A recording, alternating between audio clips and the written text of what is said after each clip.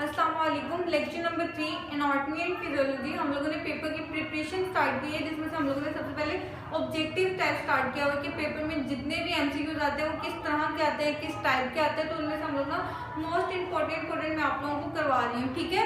तो पहले हम लोगों ने फर्स्ट लेक्चर के अंदर पहले 20 पेजेस आप लोगों के सिलेबस में से कवर किए थे, फिर नेक्स्ट 20 पेजेस। आज मैं नेक्स्ट 20 पेजेस में से जितने भी एमसीक्यूज बनते हैं वो आज आप लोगों को मैं करवाऊंगी। पेज नंबर 40 से लेकर पेज नंबर 60 तक आप लोगों ने सारे लेक्चर्स मेरे दोबारा रिवाइज करने हैं, वो लेक्चर्स आप लोगों ने दोबारा लेने हैं। उसके बाद फिर एमसीक्यूज आप लोगों ने मेरे साथ करने की कोशिश करनी है, ताकि आप लोगों को वो टॉपिक्स भी रिवाइज होते रहे और आप लोगों को पता भी हो कि इस तरह एमसीक्यूज कौन से वो बन सकते हैं, ठीक है। तो पहला एमसीक्यूज कौन सा मैंने बनाया है वो ये है कि ये आप लोगों ने साथ साथ ना राइट डाउन करते जाना है। मैंने बोलना है तो आप लोगों ने साथ साथ लिखते रहना है अपने रजिस्टर्स वगैरह पे, जो उनसे भी नोटबुक्स हैं आपकी, उसमें करते जाना, क्योंकि व्हाइट बोर्ड थोड़ा सा छोटा है, फिर मैंने समझाना भी होता है तो वो बहुत ज़्यादा लिखा हुआ आ जाता है, ठीक है। तो पहला एमसीक्यूज है, there are how many types of joints, कि जॉइंट्स की कितनी टाइप्स होती हैं। पहला ऑप्शन है 9, बी ऑप्शन है 8, सी ऑप्शन है 6, डी ऑप्शन कौन सा 3। तो अगर आप लोग जॉइंट्स के लेक्चर में जाओ, जोड़ हमारे जिस्म के अंदर जितने भी जोड़ हैं, दो हड्डियों को जोड़ने वाली जो चीज़ होती है, दो हड्डियों के दरमियान जो जोड़ होता है उसको हम लोग क्या कहते हैं, जॉइंट, ठीक है। ये एक हड्डी है, ये दूसरी हड्डी है, तो ये जो जोड़ है, ये जो दो हड्डियां जहाँ पे जुड़ रही हैं उसको हम लोग क्या कहते हैं, उसको हम लोग जॉइंट कहते हैं। लेकिन एमसीक्यूज क्या है, एमसीक्यूज ये कि जॉइंट कितनी किस्म के होते हैं। तो हमें पता है जो से जॉइंट है वो 3 किस्म के हम लोगों ने पढ़े थे। वो 3 किस्म के कौन से थे? पहले हम लोगों ने पढ़े थे फाइब्रस जॉइंट्स, दूसरे हम लोगों ने पढ़े थे कार्टिलेजिनियस जॉइंट्स, और तीसरे जो हम लोगों ने पढ़े थे वो साइनोवियल जॉइंट्स पढ़े थे, ठीक है। फाइब्रस जॉइंट पढ़े थे जो इमूवेबल होते हैं, जो बिल्कुल भी मूव नहीं कर पाते हैं। हमारी बॉडी के अंदर ऐसे जॉइंट्स भी हैं जो बिल्कुल भी मूव नहीं कर पाते हैं। फिर हम लोगों ने पढ़े थे कार्टिलेजिनियस जॉइंट, जिनको हम लोग कहते हैं कि स्लाइटली मूवेबल जॉइंट्स हैं, बिल्कुल हल्का सा ये मूव कर सकते हैं। और फिर हम लोगों ने लास्ट वाला पढ़ा था साइनोवियल जॉइंट्स, जो कम्प्लीटली मूवेबल जॉइंट्स हैं, जो मुकम्मल तौर पर मूव कर सकते हैं। ऐसे जॉइंट्स को हम लोग कहते हैं साइनोवियल जॉइंट। तो इससे पता चलता है कि जॉइंट्स की कितनी टाइप्स हैं। जॉइंट्स की 3 टाइप्स के जॉइंट जो है वो 3 तरह के होते हैं। तो करेक्ट ऑप्शन क्या है? करेक्ट ऑप्शन 3 ऑप्शन है। कौन कौन से हैं? फाइब्रस जॉइंट, कार्टिलेजिनियस जॉइंट और साइनोवियल जॉइंट। कार्टिलेजिनियस जॉइंट को हम लोग क्या कहते हैं? Slightly movable joint. Synovial joint को हम लोग कहते हैं कंप्लीटली मूवेबल जॉइंट, और फाइब्रस जॉइंट को हम लोग कहते हैं इमूवेबल जॉइंट, ठीक है। ये रिवाइज हो गया होगा आपको थोड़ा सा जॉइंट्स का टॉपिक आ गया। हम लोग नेक्स्ट एमसीक्यू पढ़ते हैं। Elbow and knee joints are the examples of. ये एल्बो नी जॉइंट्स कौन से, किसकी एग्जाम्पल्स हैं? कौन से जॉइंट्स हैं ये? पहला ऑप्शन है हिंग जॉइंट, बी ऑप्शन है ऑसियस, सी ऑप्शन है मैट्रिक्स, डी ऑप्शन है नन। तो हमें पता है, मैं अगर थोड़ा सा डिस्कस करूँ कि कौन सा हमारा नी है, एंकल है या एल्बो है, ये सारे के सारे जॉइंट्स कौन से, ये मूवमेंट देते हैं फ्लेक्शन और एक्सटेंशन से। तो हम लोगों ने एक डेफिनेशन पढ़ी थी, कौन से जॉइंट की हम लोगों ने डेफिनेशन पढ़ी थी कि ऐसा जॉइंट जो मूवमेंट करता है फ्लेक्शन और एक्सटेंशन की तरह। तो वो जॉइंट्स कौन से हम लोगों ने पढ़े थे? वो हमने हिंग जॉइंट पढ़े थे, ठीक है। हिंग जॉइंट ये हम लोगों ने पढ़े थे कि ये ऐसी मूवमेंट्स देते हैं जो फ्लेक्शन और एक्सटेंशन की तरफ से मूव करें। एग्जांपल्स हम लोगों ने क्या पढ़ी थी? एग्जांपल्स हमने नी जॉइंट पढ़ा था, हम लोगों ने एंकल पढ़ा था, हम लोगों ने एल्बो जॉइंट्स पढ़े थे। ये सारे के सारे कौन से जॉइंट्स की एग्जाम्पल है? ये हिंग जॉइंट की एग्जाम्पल्स है। Next MCQ, there are how many types of blood cells. ये तो सबको पता होगा कि ब्लड सेल्स की कितनी टाइप्स हैं। Option A 5, option B 3, option C 2, option D none. तो हमें पता है ब्लड के सेल्स की 3 टाइप्स होती हैं। कौन कौन सी? Red blood cells, white blood cells और प्लेटलेट्स। रेड ब्लड सेल्स को क्या कहते हैं? रेड ब्लड सेल्स को इरिथ्रोसाइट्स कहते हैं, व्हाइट ब्लड सेल्स को ल्यूकोसाइट्स कहते हैं, और प्लेटलेट्स को क्या कहते हैं? थ्रोम्बोसाइट्स। तो ब्लड के अंदर जो सेल्स होते हैं वो कितने टाइप्स के होते हैं? 3 किस्म के होते हैं, 3 टाइप्स के होते हैं, ठीक है। तो करेक्ट ऑप्शन क्या है? 3 है, कि मतलब ब्लड के अंदर जो सेल्स पाए जाते हैं वो कितने किस्म के पाए जाते हैं? 3 किस्म के पाए जाते हैं, ठीक है। आगे नेक्स्ट एमसीक्यूज है, the abbreviation of red blood cell is dash. कि रेड ब्लड आरबीसी की एब्रीविएशन क्या है? सॉरी, एमसीक्यूज है the abbreviation of RBC is, उन्होंने यूं लिखा हुआ है कि आरबीसी की एब्रीविएशन बताओ। आगे नीचे ऑप्शंस है, red blood cell, red close cells, red brown cells. तो करेक्ट ऑप्शन कौन सा है? रेड ब्लड सेल, ठीक है। आरबीसी की एब्रीविएशन क्या है? Red blood cell. सेल, ठीक है, ये तो इजीली आप लोग कर लोगे। नेक्स्ट एमसीक्यूज है platelets are called as, platelets का सेकंड नेम क्या है? ऑप्शंस है ल्यूकोसाइट्स, एरिथ्रोसाइट, थ्रोम्बोसाइट, हीमोग्लोबिन। तो करेक्ट ऑप्शन जो है हमें पता है थ्रोम्बोसाइट्स, ठीक है, ये मैं ऊपर वाले एमसीक्यूज में आप लोगों को बता चुकी हूँ कि ल्यूकोसाइट्स का सेकंड नेम, प्लेटलेट्स का सेकंड नेम क्या है? थ्रोम्बोसाइट्स। रेड ब्लड सेल्स का जो उनका सेकंड नेम है वो क्या है? वो है एरिथ्रोसाइट्स। और जो व्हाइट ब्लड सेल्स है उनका सेकंड नेम क्या है? ल्यूकोसाइट्स, ठीक है।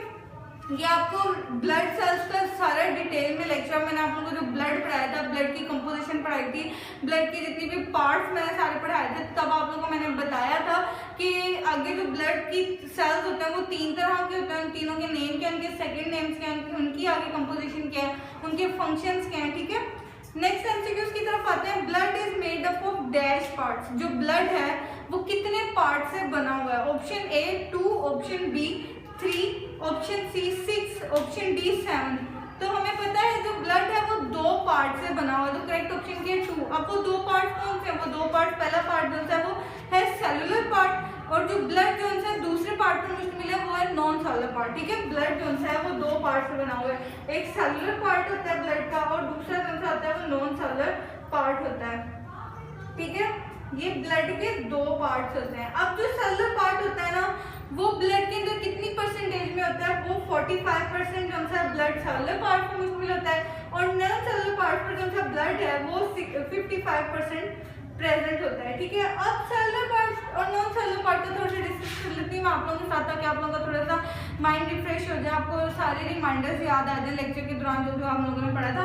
तो सेलुलर पार्ट में क्या चीज़ आती है? सेलुलर पार्ट में ब्लड के अंदर जितना भी सेल्स वाला हिस्सा आ जाता है, मतलब सेलुलर पार्ट 45% ब्लड के अंदर होता है, मतलब 45% ब्लड के अंदर क्या पाया जाता है? वो रेड ब्लड सेल्स पाए जाते हैं, व्हाइट ब्लड सेल्स पाए जाते हैं, प्लेटलेट्स पाए जाते हैं, और 55% जो है वो नॉन सेलुलर पार्ट वाला चीज़ें पाई जाती हैं, जो नॉन सेलुलर सेल्स पर मुश्तमिल ना हो, ठीक है। जो फॉस्फेट वगैरह ये चीज़ें जो होती हैं 55% ब्लड के अंदर पाई जाती हैं। Next MCQ, which one act as buffer, buffer के तौर पर कौन काम करता है? Option A platelets, option B haemoglobin, option C red blood cell, option D none.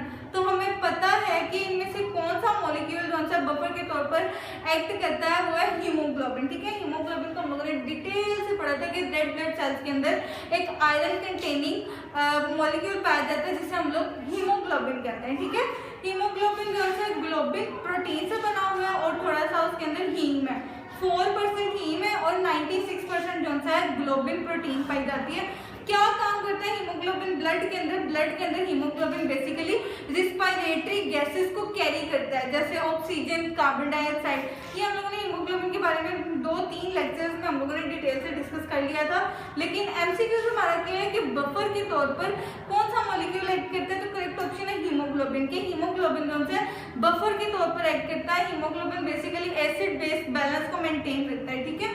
Next MCQs क्या है? नेक्स्ट एमसीक्यूज है the life span of 4 to 9 days is of, 4 से 9 दिन का लाइफ स्पैन किसका है? रेड ब्लड सेल्स का, white blood sales का, प्लेटलेट्स का या नन का? तो हम लोगों ने 4 to 9 डेज का स्पैन पढ़ा था, 4 to 9 डेज का लाइफ टाइम पढ़ा था। किसका हम लोगों ने पढ़ा था? हम लोगों ने प्लेटलेट्स का पढ़ा था, ठीक है। प्लेटलेट्स का पढ़ा था, प्लेटलेट्स मतलब थ्रोम्बोसाइट्स, ठीक है। थ्रोम्बोसाइट्स का हम लोगों ने लाइफ स्पैन कितना पढ़ा था? 4 to 9 डेज। ये एमसीक्यूज मैंने आप लोगों को कहा था कि तीनों ब्लड सेल्स के लाइफ स्पैन आप लोगों ने हर हाल में याद करें, ये एमसीक्यूज बहुत ज्यादा आते हैं, ठीक है। नेक्स्ट एमसीक्यूज है the abbreviation of erythrocyte sedimentation rate is SRS, ESR, QSR, none.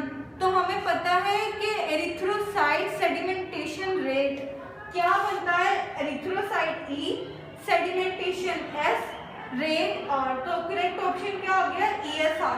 ESR को भी हम लोगों ने डिटेल से पढ़ा था कि ESR किसे कहते हैं, क्यों होता है, ये सारा का सारा ये रेट क्यों कैलकुलेट की जाती है, ठीक है।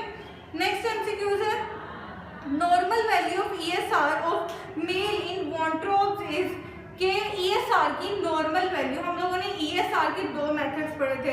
एक मेथड हम लोगों ने उसमें से पढ़ा था विंट्रोब्स का और एक वेस्ट्रिंग्स का पढ़े थे, ठीक है। 2 मेथड पढ़े थे जिसमें से हम लोगों ने दोनों मेथड्स में मेल फीमेल, उस पहले वाले मेथड में भी और ये विंट्रोब वाले मेथड में भी मेल और फीमेल दोनों की थी, हम लोगों ने वो कैलकुलेट की थी ESR, ठीक है। तो हम लोगों ने फिर बाद में नॉर्मल वैल्यू भी कैलकुलेट की थी कि ESR जब हम लोग विंस्ट्रोक मेथड से लेते हैं तो वो उसमें मेल की नॉर्मल वैल्यू क्या आती है और फीमेल की नॉर्मल वैल्यू क्या आती है। तो मेल की उसमें हम लोगों ने नॉर्मल वैल्यू पढ़ी थी, वो थी 0 से 10 मिलीमीटर। कितनी थी? 0 से 10 मिलीमीटर। फीमेल की पड़ी थी वो 0 से 15 हम लोगों ने पढ़ी थी विंस्ट्रोक मेथड की मदद से, ठीक है। ऑप्शन है 0 से 10 millimetre, 0 to 10 metre, 0 to 10 centimetre. तो करेक्ट ऑप्शन क्या है? 0 to 10 मिलीमीटर में हम लोगों ने वो डिस्कस किया था। सारा नॉर्मल वैल्यूज हम लोगों ने ESR की हम लोगों ने डिटेल में डिस्कस की थी, ठीक है। तो आज हम लोगों ने 20 पेजेस में से जितने भी इंपॉर्टेंट MCQs बने थे वो हम लोगों ने डिस्कस कर लिए। आगे नेक्स्ट जितने भी हम 10 MCQs वगैरह बनेंगे नेक्स्ट 20 पेजेस के, तो हम लोग वो कवर कर लेंगे। आप लोग और चेक करिएगा कि और इन 20 पेजेस में से और कौन कौन से इंपॉर्टेंट MCQs बन सकते हैं, वो अपने माइंड में रिमाइंड करें, उनको सोचें, उनको बनाएं और उनकी अच्छी तरीके से प्रिपरेशन करें। ओके, अगर समझ ना आई हो तो क्वेश्चन जरूर कीजिएगा। अल्लाह हाफिज़।